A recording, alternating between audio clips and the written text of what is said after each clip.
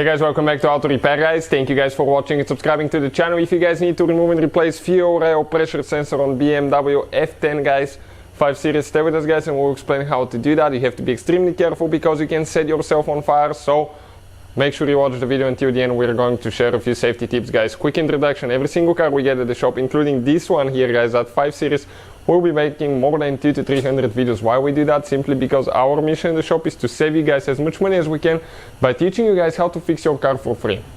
All we need in return, please subscribe to the channel and like the video.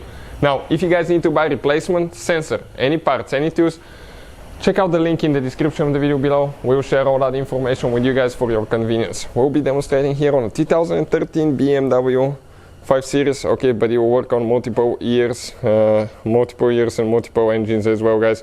Okay, I'm trying to focus. This is the sensor, that's what it looks like, so let's go ahead and remove it now. So as you can see, the only thing missing right here now is the engine air filter box assembly with the holes. Why? Because we'll be putting a new timing chain guys. As you know, this is a very weak spot on that engine, and we'll have the whole video from start to finish how to remove and how to replace the timing chain. So now on the back side guys, right here, okay, you need to disconnect these two hoses with a clip removal tool. Two of them are broken, the clips are broken right here, somebody broke them in the past, two are still good. Now right here we have a vacuum guys, vacuum line, okay. Let me show you this vacuum line right here that you need to grab, okay, right here and slide out. Careful not to break it. Now when you lift it up, you're going to have another vacuum line that you have to be extremely careful. Grab it gently up, then slide out. Okay, and right here, this is the vacuum line that we need to disconnect guys. Okay, underneath. So push in here now. Okay, push in here and disconnect. You can see you have two spots on it that you press in, one on this side, one on this. So squish in, pull it out. Now you can see the cover, you can simply pull it out. On the back side, these two teeth guys, okay, they go, okay, all the way right here. When you install it, it's important to get them in. Another thing guys, on the front, okay, you have two bow clips, one here, one over there, that attach guys, okay, to the front side of the engine over here. Okay, and you have a third one, okay, right there, which is actually located all the way to the engine computer. So those are all the clips guys, and that's how you remove it. Careful here with vacuum lines, later you have to connect everything, otherwise your car will not perform right and you may get a code for a vacuum leak, turbo problems, because that's the turbo vacuum boost solenoid guys.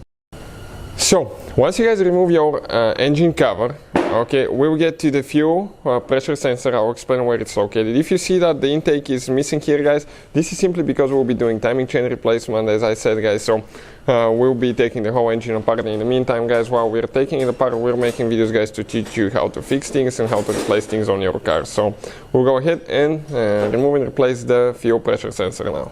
So if you look guys towards the back side of the engine, this is your fuel rail, fuel injectors, right?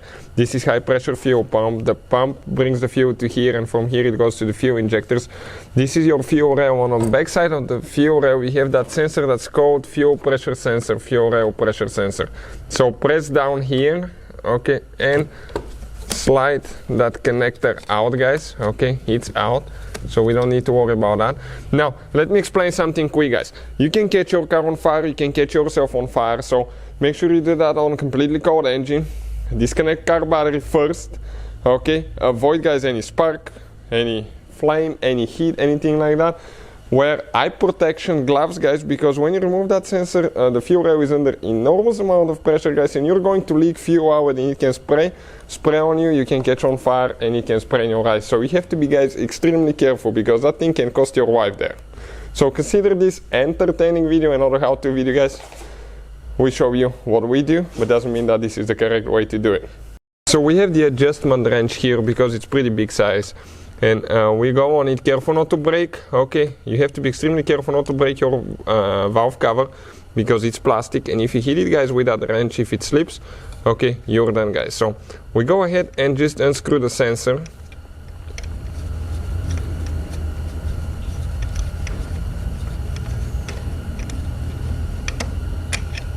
Okay, and it comes out. This is your fuel pressure sensor, guys. Careful not to get dust or anything like that in your fuel rail, because you can say bye-bye to your fuel injectors, guys. But you can see that's how we, guys, remove the fuel pressure sensor. If you need to purchase a new one, we'll have the link in the description of the video below. Check it out.